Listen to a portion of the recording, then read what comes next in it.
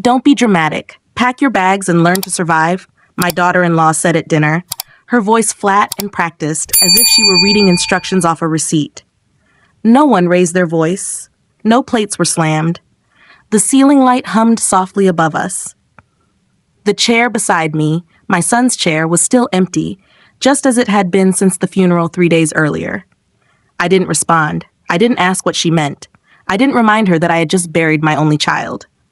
I folded my napkin once, then again. I placed it carefully on the table, stood up, and walked out of the room. I'm glad you're here. Stay with me until the end, and tell me where you're watching from. I didn't know it then, but that night would divide my life into a before and an after. The house felt unfamiliar as I climbed the stairs. It wasn't large, just a modest 2-story home in a quiet Midwest neighborhood, but every step echoed differently now. My son's laughter no longer drifted from the hallway. His work boots weren't by the door. The air itself felt thinner, as if the walls were holding their breath. I had moved into this house years ago, after my husband passed, when my son insisted I shouldn't live alone anymore. "You'll always have a place here, Mom," he'd said. I believed him. I believed the word always meant something solid. In the guest room, I opened the closet and stared at the clothes that no longer felt like they belonged anywhere. I chose only what I could carry: a sweater, 2 blouses, my worn walking shoes. I packed slowly not because I was unsure, but because I didn't want to give anyone the satisfaction of seeing me rush. Downstairs, I could hear them talking again. Her voice.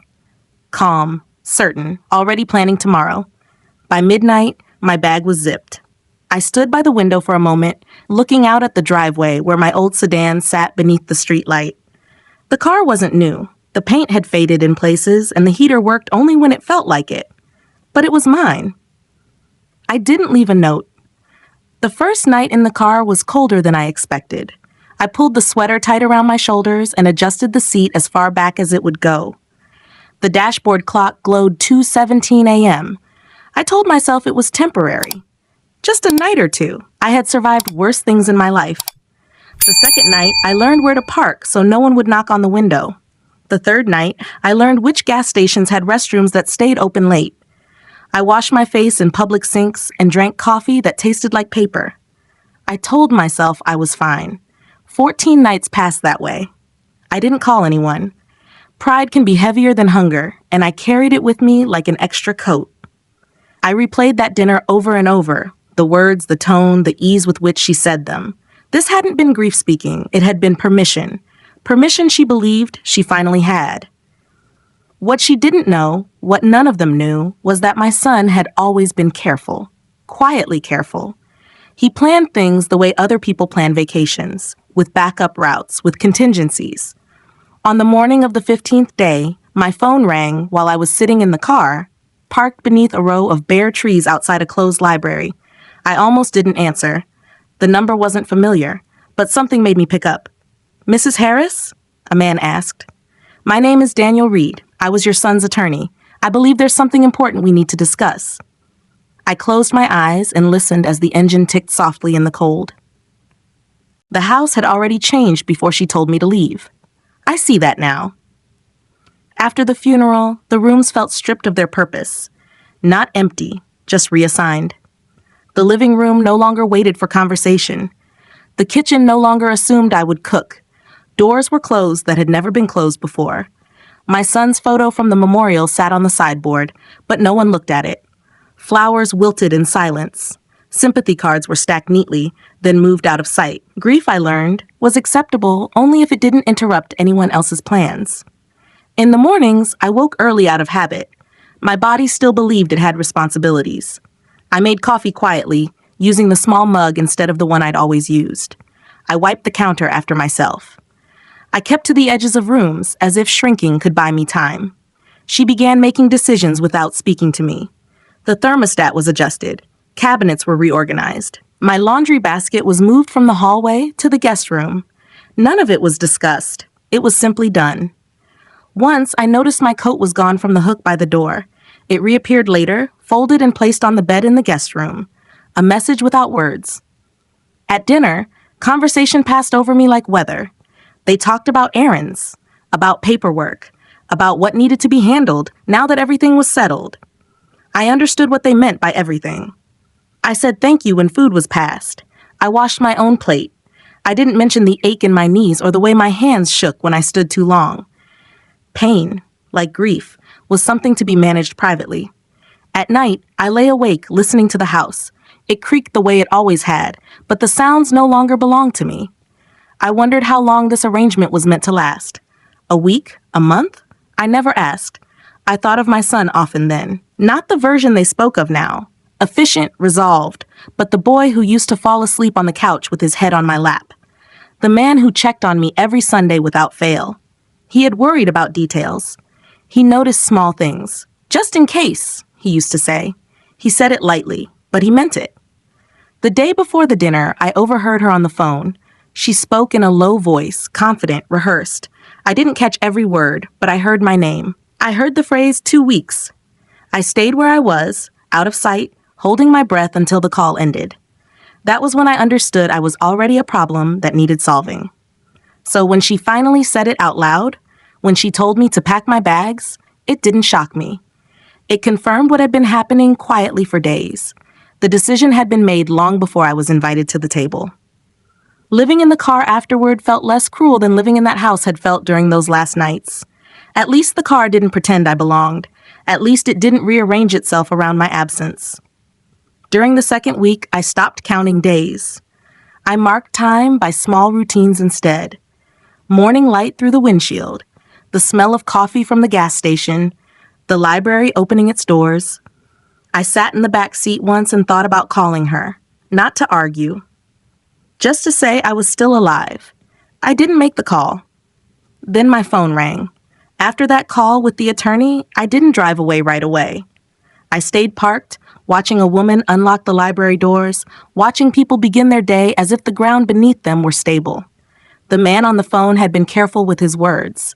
He hadn't explained much. He hadn't needed to. There are some documents your son asked me to review only under certain circumstances, he said, and I believe those circumstances may now apply. I thanked him. I always thank people. Then I ended the call and sat very still. For the first time since the funeral, I felt something shift. Not hope, something quieter, like recognition. Whatever my son had planned, he hadn't planned for noise. He had planned for patience. And patience, I had learned, was something I could endure. I met the attorney 2 days later. We chose a diner off the highway, the kind that still served breakfast all day and didn't ask questions. I arrived early and sat in a booth near the window. The vinyl seat stuck slightly to the back of my coat when I shifted. I ordered coffee and waited. Daniel Reed recognized me right away. He was younger than I expected, neat in his movements, careful with his words. He didn't offer condolences. I appreciated that. My office would have been fine, he said as he sat down, but I thought you might prefer somewhere neutral. I nodded. Neutral was good. He slid a thin folder across the table, but he didn't open it yet. Instead, he looked at me, as if gauging how much I could carry. Your son was very specific, he said. He didn't want this discussed unless certain conditions were met. I wrapped both hands around my mug. The coffee was hot enough to sting. It grounded me. He updated his will 18 months ago, Daniel continued. At the same time, he added a separate clause. Not common, but not unheard of either. I waited. Silence had become familiar to me. That clause was sealed, he said. It was to remain sealed unless you were removed from the home or denied reasonable support following his death. The words settled slowly. Removed, denied, reasonable support. Daniel opened the folder then. Inside were copies, tabs neatly labeled. He didn't push them toward me yet. He was concerned, Daniel said, concerned that grief could be used as leverage, concerned that things might change once he wasn't there to intervene. I thought of my son standing in the kitchen years ago, reading over documents with his glasses low on his nose. He had always been thorough, quietly thorough. What does the clause do? I asked. Daniel took a breath. It redirects assets. Specifically, a trust he established in your name, one that becomes fully active only under those conditions. How much? I asked. He named the figure calmly, as if he were reading a weather report. $7 million. I didn't react. I didn't gasp. I didn't cover my mouth. I looked at the window instead, at cars passing by, people on their way to somewhere they believed was permanent. That trust, Daniel said, was never disclosed to anyone else, not to his wife, not to extended family. It includes liquid funds and property interests, all legally protected. I took a slow breath. The diner smelled like toast and old coffee. Someone laughed near the counter. And if those conditions weren't met? I asked. Then the trust would remain dormant, he said, and the primary estate would pass as expected. I understood then. My son hadn't predicted cruelty. He had prepared for possibility. Daniel closed the folder. I need to ask you something, he said. Did you leave the house voluntarily? I thought of the dinner table, the empty chair, the tone of her voice. No, I said. I was told to leave. Daniel nodded once. He made a note. Then the clause applies, he said. But how we proceed is up to you. I thanked him again. I always thank people. He gave me his card and told me to call when I was ready. Back in the car, I sat with the engine off, hands resting in my lap. I didn't feel victorious. I didn't feel relieved. I felt clear. That night, I slept in the car again. Not because I had to, but because I wanted to. I wanted to think without interruption. In the morning, I went to the library and read until my eyes grew tired. I thought about the woman who had told me to survive. I wondered what survival meant to her. I didn't call her. I didn't return to the house. I let the silence stretch. Some things I had learned revealed themselves best when you didn't rush to claim them. And whatever my son had left behind for me, I intended to receive it the same way I had received everything else in my life. Quietly, I returned to the house 3 days later in the middle of the afternoon. I didn't call ahead. I parked across the street instead of in the driveway. The curtains in the front window were open just enough for me to see movement inside. Life continuing, as if nothing had shifted. I sat in the car for a moment, hands on the steering wheel, reminding myself why I was there. Not to argue, not to explain, just to observe. When I knocked, she answered quickly. Too quickly. Her expression changed when she saw me, just for a second, before settling back into politeness. I thought you'd left, she said. I did, I replied. She stepped aside to let me in. The house smelled different. A new air freshener, sharp and artificial. The entryway table was bare now. The framed photo of my son was gone. I followed her into the living room and sat where I always had. She remained standing. I'm busy, she said. So if this is about staying here, that's already been settled. I'm not here about that, I said. That seemed to unsettle her more than anger would have. She crossed her arms. I just need to collect a few personal items, I said. Things that belong to me. She hesitated, then nodded. Fine, make it quick. Upstairs, the guest room looked untouched, except for one thing. The drawer where I'd kept old documents was open, empty. I didn't comment on it. I went through the rest of my things slowly. Letters, a small jewelry box, a stack of photographs tied with string. I took only what I could carry. When I came back downstairs, she was on the phone. She lowered her voice when she saw me. Yes, she said into the receiver. I'll handle it. She ended the call and looked at the bag in my hand. That's it? She asked. That's it, I said. She exhaled, relieved. Good. I think it's best we keep things simple. I nodded. Simple had already been decided. As I reached the door, she added, I hope you understand this isn't personal. It's just reality. I turned back to her. Reality has a way of changing, I said. Then I left. That evening, I called Daniel Reed. He didn't sound surprised to hear from me. He asked if I was safe. I said I was. I went back to the house, I told him. I believe documents may be missing. There was a pause on the line. That won't affect the trust, he said. Everything that matters is secured. I thought you should know, I said. I'm glad you told me, he replied. It confirms a few things. We scheduled another meeting, this time at his office. I agreed. The next morning, I didn't sleep in the car. I checked into a small motel near the edge of town. Nothing fancy, clean sheets, a door that locked. I took a shower longer than necessary and let the water run until my hands stopped shaking. I stood in front of the mirror afterward and studied my face. I looked older than I had weeks ago, but steadier. At Daniel's office, everything was quiet. Soft carpet, neutral colors. He offered me tea. I accepted. There's one more detail, he said, opening a second folder. Your son anticipated resistance. He explained that the trust included provisions for immediate housing and monthly support once activated. Enough to live without fear. Enough to choose. He also specified that no communication was required, Daniel said. No explanations. No confrontations. That sounded like my son. What happens next? I asked. That depends on how visible you want this to be, he said. You can remain silent, or you can let the paperwork speak. I thought of her voice at the dinner table, of the certainty behind it. I prefer quiet, I said. Daniel nodded. Then quiet it will be. When I left his office, the sun was low and warm. I sat in my car for a moment before starting the engine. For the first time since my son's death, I felt something settle into place. Not closure. Something else. Position. Whatever came next, it wouldn't need my voice to be heard. The motel room became my temporary address. It was nothing special. Beige walls, a bed that creaked when I turned over, a small desk with a lamp that hummed faintly when it was on. But it was quiet, and quiet mattered more than comfort. I unpacked slowly, placing my things where I could see them. The photographs went on the desk. The jewelry box stayed closed. I lined my shoes beneath the chair. Order helped me think.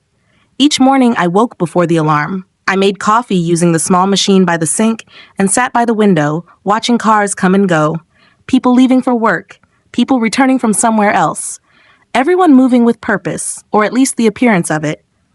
I didn't feel homeless. I felt unassigned. Daniel called 2 days later. He spoke in the same measured tone as before. I've initiated the first steps, he said. Nothing will be sent to her yet. There's no requirement to notify anyone immediately. That's fine, I said. There's also housing arranged, he continued. Short-term and long-term options. You don't need to decide right away. I thanked him and hung up. Decisions could wait. For now, I needed to let things settle. In the afternoons, I walked around the motel to the nearby grocery store, past neighborhoods where porches were swept and mailboxes stood straight. I blended in. No one looked twice at me. I thought often about the house. Not the rooms, but the way it had turned against me so quietly. How I had tried to make myself smaller inside it, believing that patience might earn me mercy. It hadn't. One evening, as I returned from the store, my phone buzzed. A message from an unknown number. Are you coming back for the rest of your things? I stared at the screen for a long moment before replying. No, there was no response. The next day, Daniel called again. She's requested clarification, he said. Indirectly. I don't wish to communicate, I replied. Understood, he said. Then the process will continue as outlined. That night, I slept deeply for the first time since the funeral. No dreams, just rest. By the end of the week, the first transfer was complete.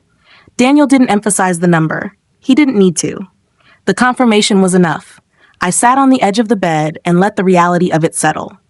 Not the money itself, but what it represented. Stability, choice, distance. I used part of it to extend my stay at the motel. I used part of it to replace the shoes I'd worn thin. Small decisions, grounded ones. On Sunday, I went to a diner and ordered a full breakfast. Eggs, toast, coffee that didn't taste like paper. I ate slowly, noticing how my hands no longer shook. At the counter, a woman complained about her daughter-in-law. I listened without comment. Some stories didn't need my voice. When I returned to the motel, there was a voicemail waiting. It was her. Her tone was different, controlled but strained. I've been told there's an issue with the estate, she said. If you know anything about this, we should talk. I deleted the message. That afternoon, Daniel emailed me a brief update. The paperwork had been filed, the clause acknowledged, the trust fully activated. No confrontation was necessary. I sat by the window again, watching the light shift across the parking lot. I thought of my son, of the way he used to prepare quietly for outcomes he hoped would never happen. He had trusted me to endure. He had trusted time to do the rest. For the first time since I was told to survive, I realized I already had, and I hadn't needed to say a word. The change didn't arrive all at once. It came quietly, in small confirmations. Daniel handled everything without urgency. Forms were filed, accounts were separated, a lease was signed in my name alone, a modest one-bedroom apartment on the edge of town, close to a park and a public bus line. Nothing extravagant, nothing temporary. When I picked up the keys, I turned them over in my palm for a long moment before using them. They felt heavier than they should have. The apartment smelled like fresh paint and clean carpet. The rooms echoed when I walked through them. I set my bag down in the living room and stood there, listening to the silence. It was different from the silence in the car, different from the silence in the house I'd left. This one belonged to me. I furnished it slowly. A chair by the window, a small table, a lamp that didn't hum. I unpacked the photographs last and placed them carefully, choosing where each one would sit. My son's picture went on the bookshelf, not the wall. I didn't want him watching me. I wanted him nearby. The calls began after that. At first, they were missed calls, numbers I recognized but didn't answer, then messages, her voice again, tight, controlled, asking for clarity, asking for a conversation. I didn't return them. Daniel warned me she might escalate. It often happens when expectations are interrupted, he said. I said nothing. One afternoon, I received a letter forwarded from the old house. No return address, her handwriting. Neat. Careful. She wrote about misunderstandings, about grief, about how things had gotten out of hand. She suggested we meet, just the two of us, to clear the air. I folded the letter once and placed it in a drawer. Some air didn't need clearing. The next update from Daniel was brief. She's contesting, he said. Not successfully. He explained that the clause was airtight, that the conditions had been met clearly and documented, that no amount of explanation would change that. She's surprised, he added. That's usually the hardest part for them. I understood what he meant. I began to settle into my days. Morning walks in the park, coffee at the same cafe where the barista learned my name. I read again, slowly. I slept through the night. One evening as I was preparing dinner, my phone rang. This time it was a number I hadn't seen before. Mrs. Thate Harris, a woman said. I'm calling on behalf of your daughter-in-law. No, I said and ended the call. I didn't feel rude. I felt finished. Later that week, Daniel called with one final update. Everything is complete, he said. There's nothing pending. You won't need to respond to any further contact.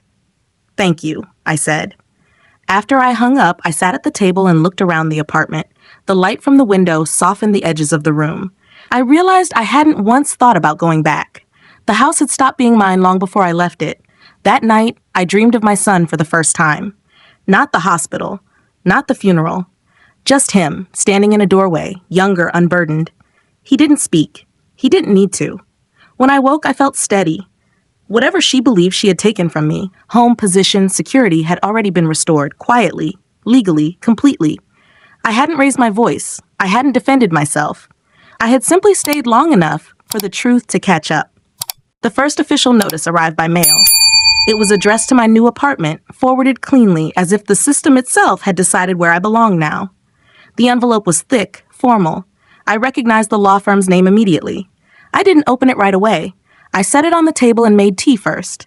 Some things were easier to face with warm hands. Inside, the language was precise, neutral. It confirmed what Daniel had already told me. The trust was active. The estate adjustments were complete.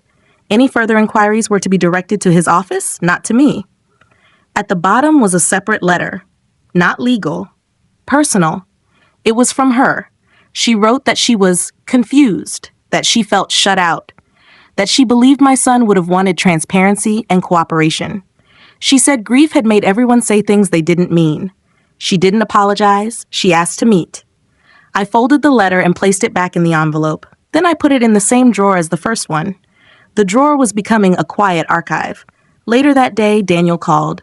She's trying to regain footing, he said. It's expected. I won't be meeting with her, I replied. I know, he said. I just wanted you to be aware that she may escalate again. Sometimes silence feels like an insult. I can live with that, I said. The next escalation came a week later. A knock at my door, late afternoon. I looked through the peephole and saw her standing there, well-dressed, composed, holding her phone like a shield. I didn't open the door. She knocked again, sharper this time. I know you're home, she said through the door. Her voice carried a strain I hadn't heard before. We need to talk. I stayed where I was. I just want to understand, she continued. This doesn't make sense. None of this makes sense. I waited until her footsteps retreated down the hallway before I moved. That evening, I called Daniel. She came to my apartment, I said. He exhaled once. I'll handle it. The following day, he sent a formal notice, a cease and direct contact, clear boundaries, professional language, no room for interpretation. After that, the noise stopped. Days passed without messages, without calls, without surprises. I filled the time with ordinary things. grocery shopping, folding laundry, sitting on the park bench with a book I read slowly, page by page. I thought about the moment at the dinner table when she told me to survive. How certain she'd sounded. How permanent she believed her position was. Certainty, I had learned, was fragile. One morning, Daniel emailed to confirm the final accounting. Everything closed, everything settled.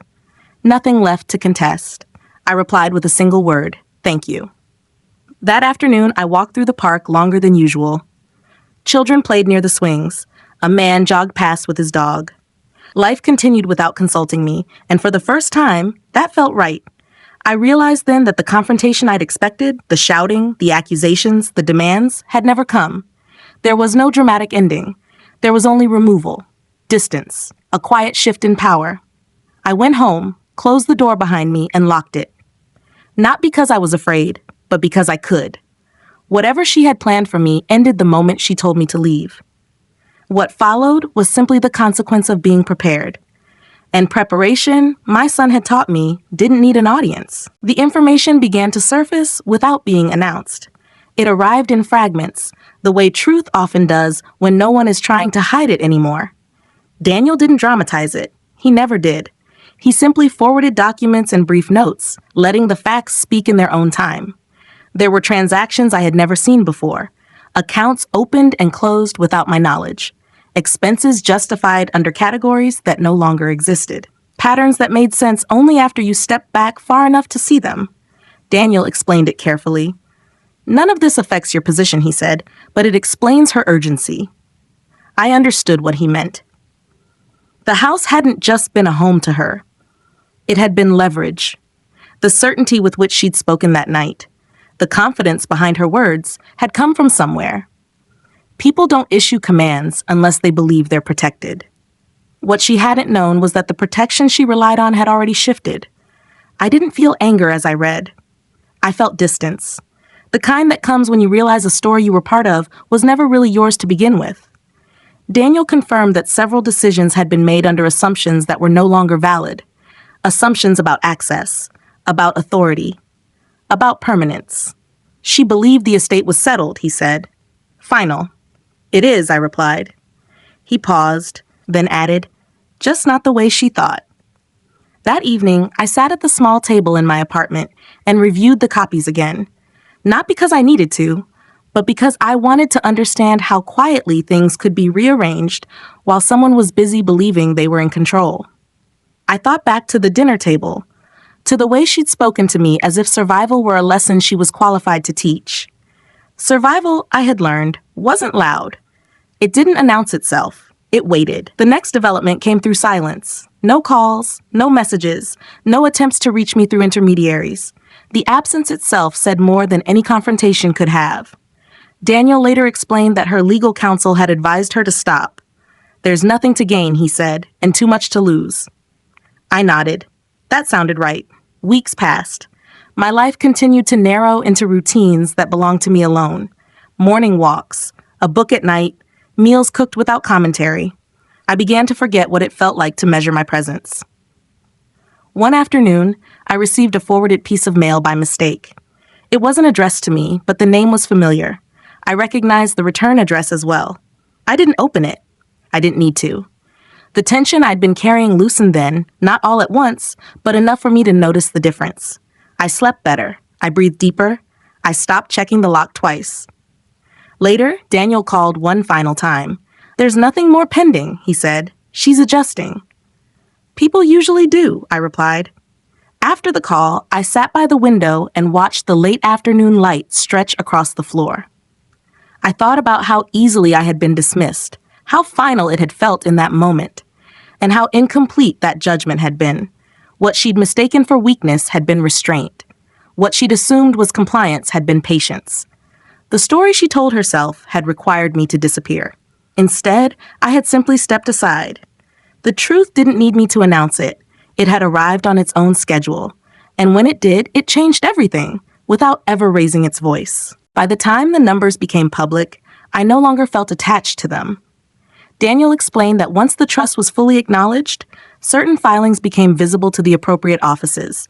Not headlines, not gossip, just records doing what records do, existing. That was enough. I learned later through him that she had been asked questions she couldn't answer easily about decisions, about assumptions, about why she'd spoken with such certainty when none of it had truly belonged to her. She believed the future was already decided, Daniel said. That's usually where the mistakes begin. I didn't ask for details. I didn't need them. Knowing the shape of things was enough. The figure, $7 million, had a way of changing how people behaved once they understood it couldn't be moved or redirected. It wasn't just money. It was proof. Proof that my son had acted deliberately. That he had anticipated silence and prepared for it. I thought again of his habits. The way he used to read contracts twice. The way he checked locks before bed. The way he said very little but noticed everything. He hadn't raised his voice in life. He hadn't needed to. Daniel told me she had been advised to step back entirely. Any further action would only confirm what's already been established, he said. What has been established? I asked. That you were wronged, he replied, and that the response was accounted for. I hung up and sat quietly for a long time afterward. The apartment felt different now, not safer, just settled, as if it had accepted me. I went through my files one afternoon, organizing papers I hadn't looked at since moving in, medical records, old bills, notes I'd kept without knowing why. I threw some away. I kept others. Among them was a birthday card my son had given me years ago. Inside, he'd written, "Just in case you ever need it, everything important is handled." At the time, I'd smiled and told him he worried too much. I didn't smile now. I realized then that the life I was building didn't require validation. It didn't require confrontation or explanation. It required space. The silence that followed her retreat was complete. No letters, no messages, no indirect inquiries. The people who had once assumed I would fold simply moved on to other concerns. I noticed the absence the way you notice the end of a storm, gradually, with relief. One morning, I walked past the old house without slowing down. The lawn had been trimmed, the windows reflected the sky. From the outside, nothing looked different. I didn't feel the urge to stop. Later that day, Daniel emailed a final summary. Short, clean, final. He ended with a single line. "Your son planned well." I closed the message and shut the laptop. That evening, I made dinner for myself and ate at the small table by the window. I didn't rush. I didn't watch the clock. For the first time since I'd been told to survive, I understood what that word actually meant.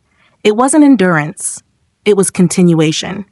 And the truth, quiet, documented, undeniable, had made sure I could continue on my own terms, without asking, without explaining, without ever needing to return. The meeting was scheduled without my involvement. Daniel informed me by email that she had requested a formal review session at his office. Not a hearing, not a negotiation, just a meeting to clarify the outcome. "I won't be attending," I replied. "You don't need to," he wrote back. "Your presence isn't required." That was the point where everything became irreversible.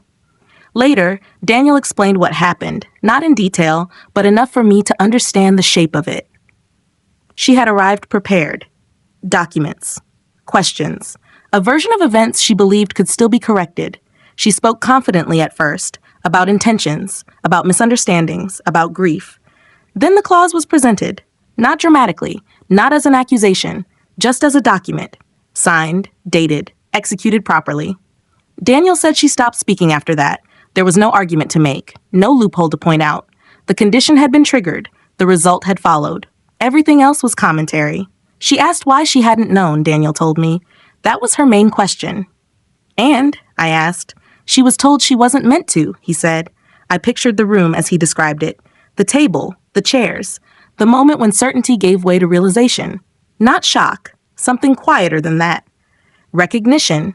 She had assumed control was permanent. She had mistaken access for ownership. She had spoken to me as if survival were a lesson she had the authority to give. That authority no longer existed. Daniel said there were no raised voices, no accusations, just a long pause, followed by a request for time. Time, it turned out, was the one thing she couldn't reverse. When the meeting ended, the matter was closed. No appeal, no renegotiation, no contact required. I spent that afternoon doing something ordinary. I went to the grocery store and chose apples carefully. I waited in line without checking my phone. I paid in cash. At home, I washed the fruit and set it in a bowl on the table. The light from the window caught the red skin and softened it. There was no call from her, no message, no attempt to reach me through someone else. The silence was complete. That night, I slept without interruption. In the morning, Daniel sent one final update. "The estate is settled in full," he wrote. "There will be no further action." I replied with a simple acknowledgement. Nothing more. Later that day, I walked through the park again. The same path, the same bench. I sat and watched people pass, each one carrying something invisible. I thought about how close I had come to believing the story she told me, the one where I was a burden, an inconvenience, a problem to be managed. That story had felt convincing at the time. It had been wrong. There was no satisfaction in knowing that. No sense of victory. Only a quiet understanding that truth doesn't rush to defend itself. It waits, and when it arrives, it doesn't need an audience. It simply takes its place. The silence afterward was different from before. It wasn't tense. It wasn't waiting for something else to happen. It felt settled, like dust after it finally stops drifting. I noticed it first in small ways. My phone stayed quiet. My mailbox held only ordinary things, bills, a flyer from the grocery store, nothing that carried weight beyond the paper it was printed on. I stopped checking for interruptions. One afternoon, Daniel called, not with updates, but to confirm something simple. "You won't be contacted again," he said. "Everything has been finalized. Permanently." "I understand," I replied. "You handled this exactly as your son expected," he added. "He trusted your restraint." After we ended the call, I sat for a long time without moving. Not because I was overwhelmed, but because there was nowhere else I needed to be. I thought about restraint. How often it's mistaken for weakness. How often people assume silence means agreement. In my life, silence had been practical. It had kept things intact. It had given me time to observe. I had never raised my voice at her, never accused her, never demanded fairness. I had simply removed myself when I was told to go. That was enough. The apartment grew familiar. The floorboard by the window creaked when I stepped on it. The kettle whistled slightly too early. I learned these things the way you learn the habits of someone you live with. I placed one more photograph on the shelf, not of my son, but of myself years ago. Younger, standing on a porch, smiling without trying. I wanted the reminder. I began volunteering at the library once a week, shelving books, answering questions, being useful without explanation. No one there knew my story. That was the point. Occasionally I thought about her, not with anger, but with distance. I wondered what it felt like to realize control had been assumed, not granted, to discover that certainty had been borrowed. I didn't need the answers. What mattered was that I hadn't compromised myself to survive. I hadn't begged to stay where I wasn't wanted. I hadn't explained my worth to anyone who had already decided otherwise. The money remained untouched beyond what I needed. Not because I was afraid to use it, but because it no longer felt urgent. It was there. It would remain there. I slept well. I ate when I was hungry. I stopped measuring my days against anything that had already ended. One evening, as the sun lowered outside the window, I thought again of the dinner table. The words spoken to me, the finality in her voice, learn to survive. I realized then that she had been wrong about one thing. I hadn't learned to survive after that night.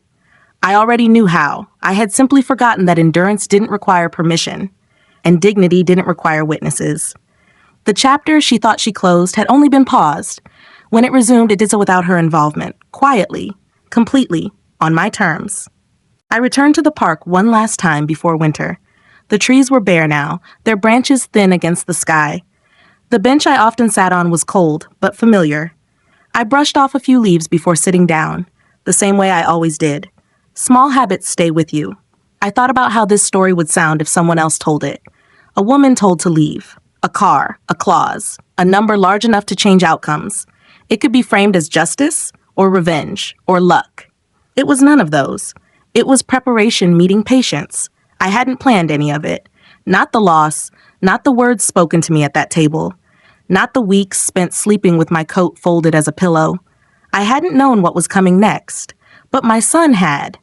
He had known enough to prepare without spectacle, enough to protect without announcing it. He hadn't tried to control the future. He had simply accounted for possibility. I realized then that his final act as my son wasn't the trust or the clause or the money itself. It was the faith. Faith that I would endure without becoming bitter. Faith that I wouldn't destroy myself trying to prove something to people who had already decided who I was. Faith that silence, used correctly, would carry more weight than argument ever could. When I stood up to leave the park, my knees ached slightly. I welcomed the sensation. It reminded me that I was still here, still moving forward. Back at the apartment, I made tea and sat by the window. The light faded slowly. No rush, no interruption. I thought about the woman who had told me to learn to survive, about the certainty in her voice, the way she believed she was delivering a final instruction. I wondered if she had ever learned the difference between authority and opportunity. I hoped she would someday, not for my sake, for her own. I didn't wish her harm. I didn't wish her regret. I simply wished her clarity. The kind that arrives only after certainty fails. As for me, I no longer measured my life by what I had lost. I measured it by what I had not surrendered. I hadn't surrendered my dignity to stay in a house that no longer wanted me. I hadn't surrendered my voice to argue my worth. I hadn't surrendered my future to someone else's impatience. I had stepped away. And in doing so, I had stepped into something quieter, stronger. The chapter closed without apology or celebration. It closed the way some things are meant to close, completely. If you're listening to this and you recognize yourself somewhere in it, remember this. You don't need permission to leave a place that no longer respects you. You don't need witnesses to hold your ground, and you don't need to explain your endurance to anyone who mistakes silence for surrender. Some people speak loudly because they are afraid of what time might reveal. Others wait. My son knew which kind I was, and so in the end, do I. That is how this story ends. Not with noise, but with position reclaimed, and a life that finally belongs to me again.